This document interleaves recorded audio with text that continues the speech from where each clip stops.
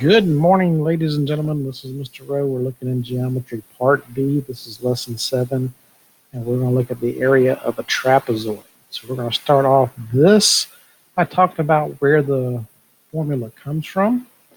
So here is a trapezoid. Remember that for a trapezoid, the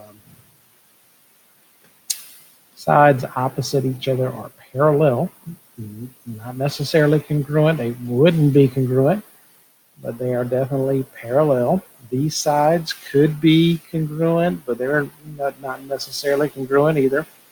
These are called the legs of the trapezoid. These are called the bases.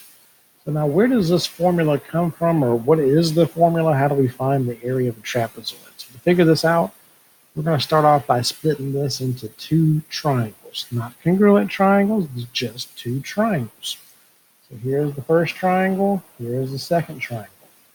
So now, in order to find the area of a triangle, you recall that we have to know the base and the height of the triangle. So for each of these triangles, there is a base and a height. So the first triangle, right here, if we just draw an altitude, there's the right angle. So here is the base, and here is the height. Now, let's take a look at the other triangle. So here it is its base, and here it's its height. Well, now guess what? Since these triangles fit together, this height right here is the same in both of these triangles.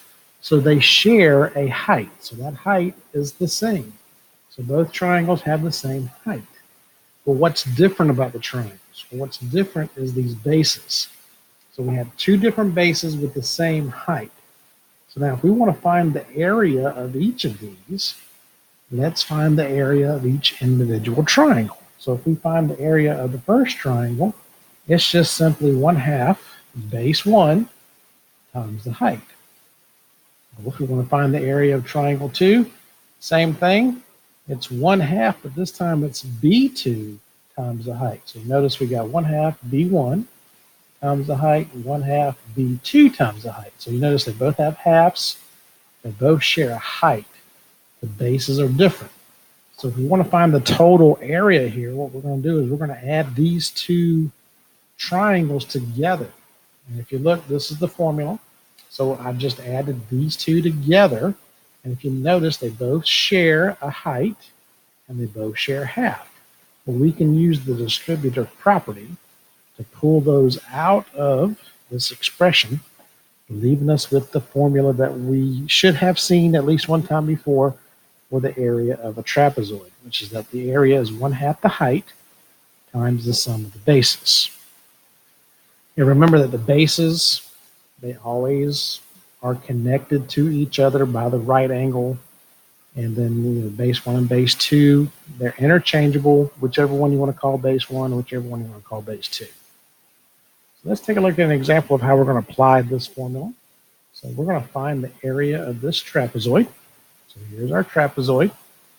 Again, here's the right angle. The right angle will connect the height to both of the bases. So whatever this right angle connects to, which is this number right here, and it connects the bases together. So this is the height, and these are the bases. We're going to fill into this formula. And here's the bases. So fill into this formula. 1/2 the height times the sum of the bases. So the height's 5. The two bases is 4 plus 7. 4 plus 7 is 11. 5 times 11 is 55. And half of 55 is 27.5. And again, don't forget your units. That would be centimeters squared. So once you know the parts, it's a pretty simple formula. You just have to substitute and then use the orders of operations, parentheses first, and then multiply left to right. So let's take a look at a little more difficult example. So this will be kind of a challenge problem that you would see. So here is our trapezoid. And now what's missing this time? Well, this is not the height. Remember, the height is an altitude. You'd have to see a right angle attached to this to be a height. Well, here's our height right here. Well, there's a number missing. We've got 8, but there's no number here. We've got 36. That's the other base, but we don't have the height. So what are we going to do? We don't know the height. We only know the bases, but we can find that height because this is a right triangle right here. And so we can apply the Pythagorean theorem to figure out this height. So you see, you can't get away from stuff we've talked about before because it will come back and you will have to use it somewhere else. So we're going to Pythagorean theorem.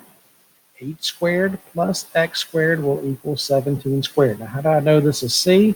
Because it's not touching this right angle. Remember, the right angle is what forms the leg. So this would be A and B. All right, so we got 64 plus x squared equals 289. Because 8 squared is 64, 17 squared is 289. We're going to subtract 64 from each side, leaving us with x squared equals 225. And remember, the last step of any Pythagorean theorem problem is to take a square root. The square root of 225 is 15. So now I know my height. My height is 15.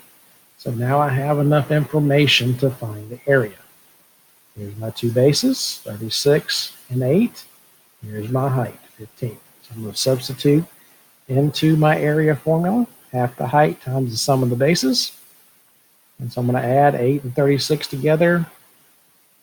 So I copy that down twice. 8 plus 36 is 54.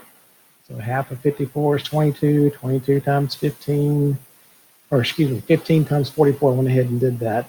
That's 660. And then half of 660 is 330 meters squared.